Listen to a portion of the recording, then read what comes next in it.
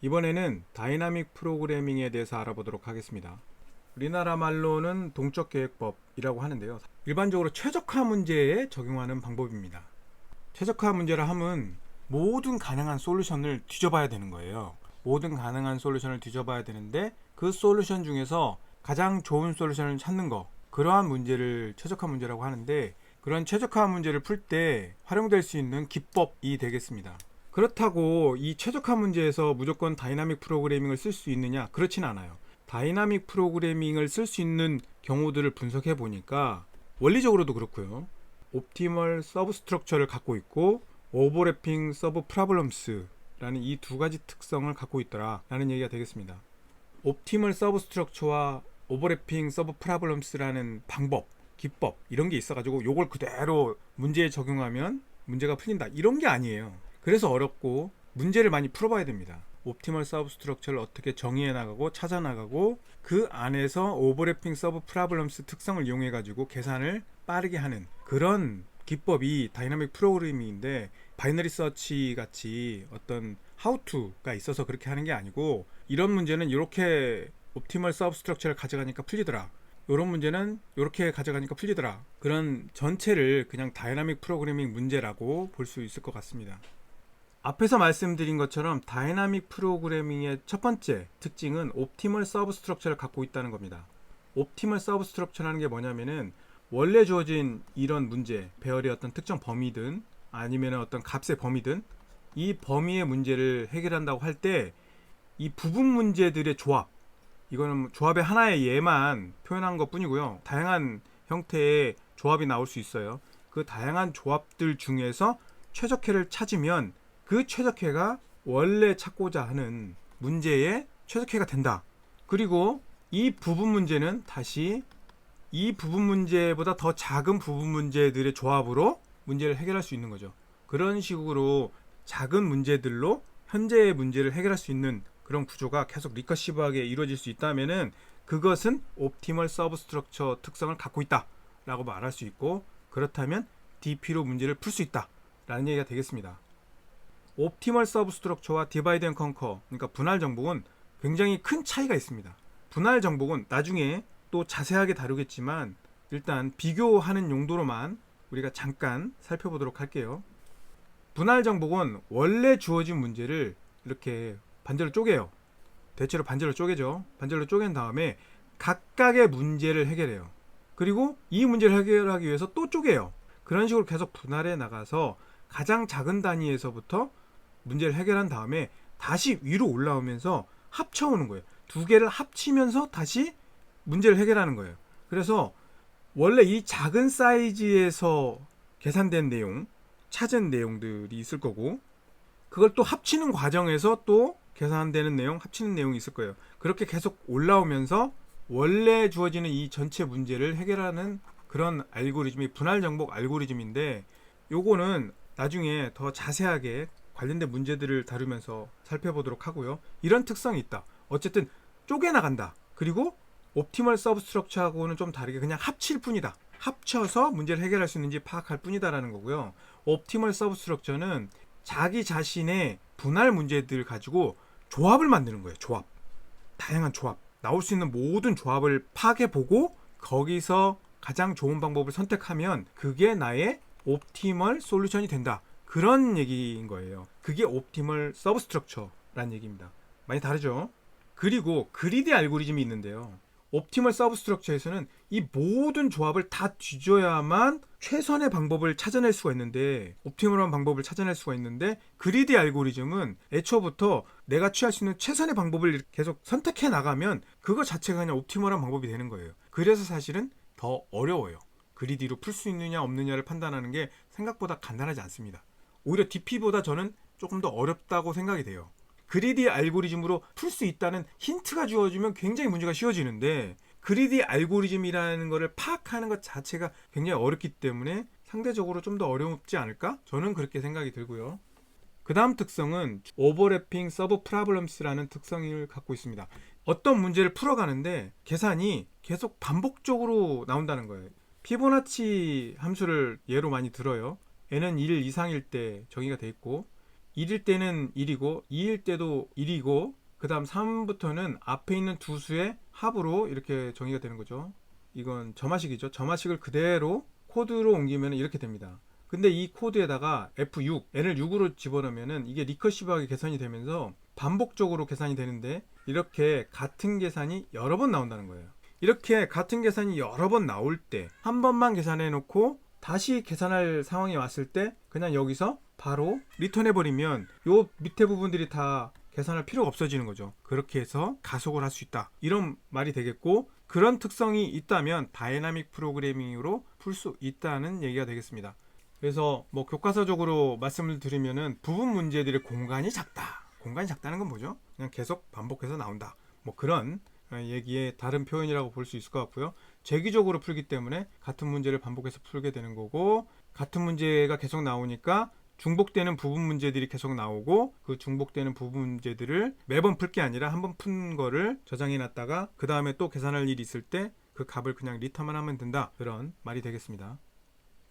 오버래핑 서브 프로블럼스 관점에서 디바이드 앤 컨커와 옵티멀 서브 스트럭처의 차이를 보게 되면, 디바이드 앤 컨커에서는 2분의 1로 쪼개 나가기 때문에 같은 문제들이 재활용될 일이 없어요. 부분 문제의 공간이 크다, 뭐 이렇게 표현하는데, 뭐 결국 하고자 하는 얘기는 재기적으로 부를 때마다 중복되는 문제가 없다는 거예요. 계속 새로운 문제가 나온다, 그런 뜻이 되겠고요. 옵티멀 서브 스트럭처는 호출할 때마다 중복되는 문제들이 계속 나온다는 거예요. 그렇게 중복되는 문제가 나오기 때문에 계산 결과를 재활용할 수 있다, 이런 얘기가 되겠습니다.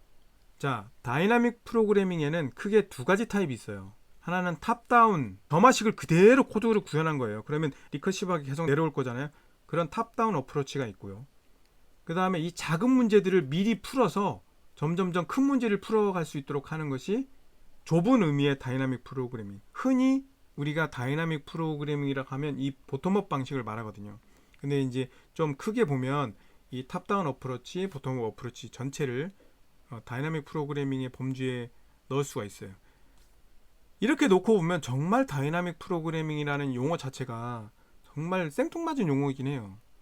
이 탑다운 어프로치는 메모이제이션이라고 부릅니다. 메모해 놓는다 해서 메모이제이션이에요. 재기적으로 부르면서 중복되는 부분 문제들을 메모하고 다시 그 계산을 할 필요가 있을 때 앞에서 계산한 것을 그냥 다시 사용만 하면 되는 그런 형태로 계산량을 줄이고 최적화를 할 수 있는 방법, 이게 이제 메모이제이션이고요. 그 다음에 우리가 흔히 말하는 다이나믹 프로그래밍, 좁은 의미에서의 다이나믹 프로그래밍이라 함은 미리 피보나치 2를 계산해 놓고 2를 계산해 놓고 그러면 3을 계산할 수 있죠. 3을 계산하면 다시 4를 계산할 수 있죠.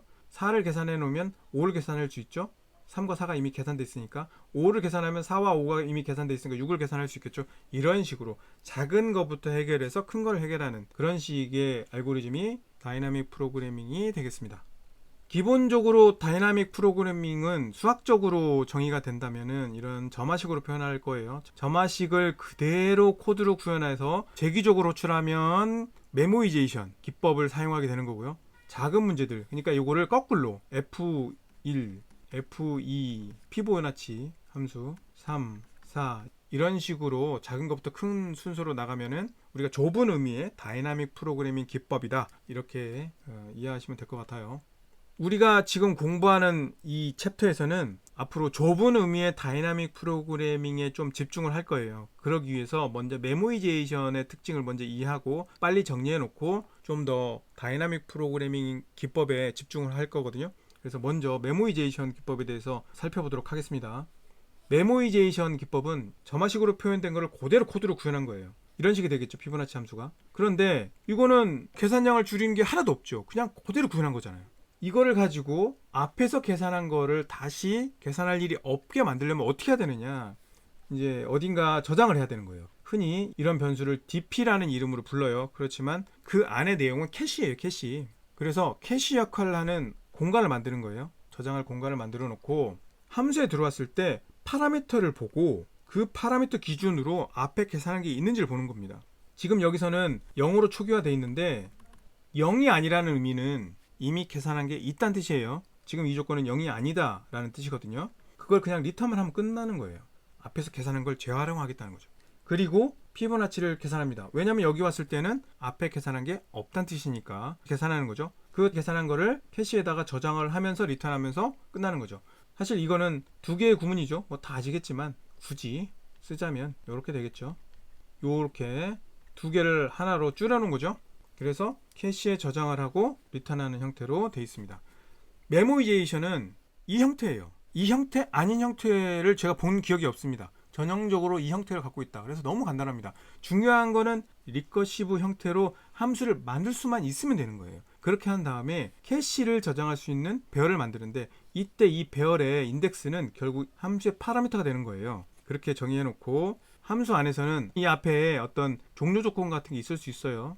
앞부분에서 캐시에 어떤 값이 있는지를 체크하는 거고, 있으면 그 값을 리턴만 하고 끝나는 거고요. 없으면 계산을 한 다음에 다시 캐시에 저장을 하고 리턴을 하는 거죠. 그래서 코드로 보면 아까 봤던 것처럼 앞에서 계산한 내용을 저장할 배열이 필요하고, 이미 그 배열에 계산된 내용이 들어있는지 검사하는 코드가 필요하고, 없으면 새로 계산해서 넣는 코드가 필요한 겁니다. 그래서 이렇게 세 개의 부분을 만들어서 넣게 되면, 리커시브 함수에다 만들어 넣게 되면 그게 메모이제이션 기법을 적용한 것이 되는 겁니다. 너무 간단하기 때문에 이 이상 어떻게 더 설명할 길이 없어요.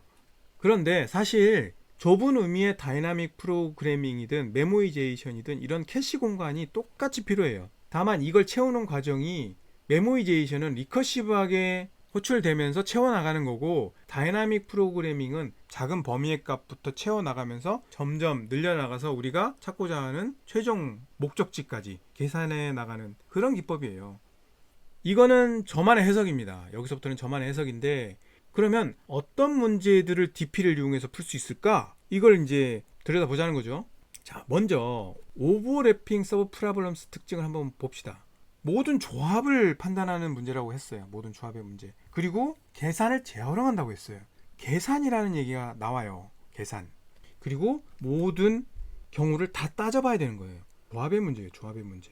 대체로 그래요. 대체로 조합의 문제거든요. 조합의 문제는 팩토리얼 타임 컴플렉스를 갖거나 익스포넨셜 타임 컴플렉스들이 가져요. 왜냐하면 이렇게 4개의 공이 있어요. 이 4개의 공에서 순서를 유지하면서 선택을 하는 거예요. 줄 세우기를 하는 거예요. 그러면 n 팩토리얼이 되겠죠. 4개를 고르고, 그 다음에 3개를 고르고, 그 다음에 2개를 고를 수 있고, 그 다음에 1개를 고를 수 있으니까 4팩토리얼 줄 세우기 방법이 나오는 거죠.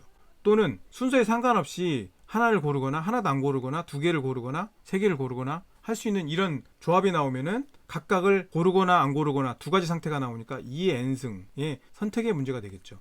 그래서 계산을 요하는 문제가 나온 거예요. 근데 보니까 타임 컴플렉스가 2의 n인데 이 n이 한 10쯤 되는 거예요. 그럼 2의 10승 해봐야 1024. 이 정도 계산량이 나오면 그냥 모든 경우를 직접 따지라는 겁니다. 2의 20승 되면은 1메가 정도가 되겠네요. 이 정도도 거의 모든 경우를 따져도 충분할 거예요. 대부분의 경우에는. 그런데 이게 뭐 만쯤 된다고 해봐요. 1000 되고 만 되고 막 100만 넘어가도 너무 힘들 거니까. 이렇게 되면 DP 하냐? 이렇게 생각할 수 있는 거예요. 근데 계산. 이거 계산량을 줄여야 되나 보네. 그러면 이제 디바이드 앤 컨커도 있고 뭐 이런 여러 가지 방법이 있을 수 있어요. 어떤 때는 바이너리 서치도 가능할 수도 있고요. 근데 거기에 수학적 계산을 요구하거나 최대 최소 문제이거나 경우수 따지는 경우, 그래서 결국 내가 찾아야 될 타임 컴플렉시티가 대체로 5의 n의 제곱이거나 5의 n이면 DP인가? 라고 생각할 수 있는 거예요. DP인가? DP가 아닐 수도 있습니다. 디바이드 앤 컨커나 이런 거일 수도 있는데 대체로 이렇게 나오면 DP 아냐? 의심을 해볼 수 있다 라고 보시면 될 것 같고요. 그 다음 중요한 건 뭐냐면 옵티멀 서브 스트럭처라는 특징을 재해석해 보면 DP로 푸는 문제들이 대체로 DAG 문제가 많이 나와요. 사이클이 없는 그래프, 그런 그래프에서는 DP로 문제를 풀 수 있는 경우가 되게 많습니다. 뭐 경로의 개수 이런 식의 문제가 많이 주어지거든요. 왜 그럼 DAG 같은 경우가 DP로 푸는 문제가 많느냐? 그걸 거꾸로 재해석해 보면 우리가 옵티멀 서브 스트럭처를 갖고 있다는 건 뭐죠? 예를 들면 문제를 요런 크기의 문제 또는 요런 크기의 문제, 앞을 고정하고 요런 크기의 문제, 이렇게 i라면 0에서부터 i까지의 크기의 문제를 푸는 거고, i 플러스 1이라면 0에서부터 i 플러스 1까지의 문제를 푸는 거, 예를 들면 이런 거라고 정의를 했다고 칩시다. 그러면 0에서부터 i까지 풀었을 때 나올 수 있는 막 이런 상태들이 있어요. i번째 상태를 정리하고 i 플러스 1 상태를 정리해 놓고 나면은, 또는 이 앞에 있을 수도 있죠. i-1 상태도 있을 수 있고, 뭐 i-2 상태일 수도 있고, 뭐 어쨌든 뭐 이렇게도 될 수 있고요. 우리가 앞에 DP 정의가 뭐라고 그랬죠? 옵티멀 서브 스트럭처. 그러니까 내 거보다 더 작은 사이즈 문제들을 풀고 그 문제들의 조합에서 최적의 솔루션을 찾는다고 했잖아요. 그렇게 찾을 수 있는 구조가 옵티멀 서브 스트럭처라고 했다면 i 플러스 1 상태에서 거꾸로 그 앞에 있는 상태에 도움을 주는 경우는 없다는 거예요.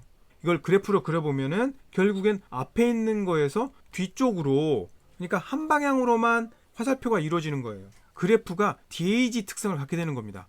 그래서 블로그나 이런 데서 보면은 스테이트 다이어그램으로 그릴 수 있으면 DP로 풀 수 있다라는 얘기들을 많이 보게 될 거예요. 앞에 있는 문제, 더 작은 문제가 더 큰 문제에 영향을 주기 때문에 영향력 그래프 또는 상태 변화 그래프 이런 걸 그려보면은 앞에 있는 것이 뒤에 있는 거에 영향을 주는 그런 형태의 그래프가 나오고 계산을 재활용할 수 있다면 결국 그거는 DP 문제라고 판단할 수 있게 된다는 거죠. 이게 100% 맞다, 이론적인 근거다 이렇게 말씀드린 게 아니라 이렇게 푸니까 풀리네, 이런 이제 경험칙 플러스 이론의 재해석을 해보면 이렇게 된다는 거니까 아마 뒤에 문제를 접근할 때 이 개념을 잊지 않고 계속 기억하고 계시면은 많은 도움이 될 겁니다. 다이나믹 프로그래밍에는 너무나 많은 문제가 있어요. 그런 문제들 다 다룰 수가 없습니다. 너무나 많기 때문에. 그래서 알아야 되는 문제들, 대표적인 문제들만 다룰 거고요.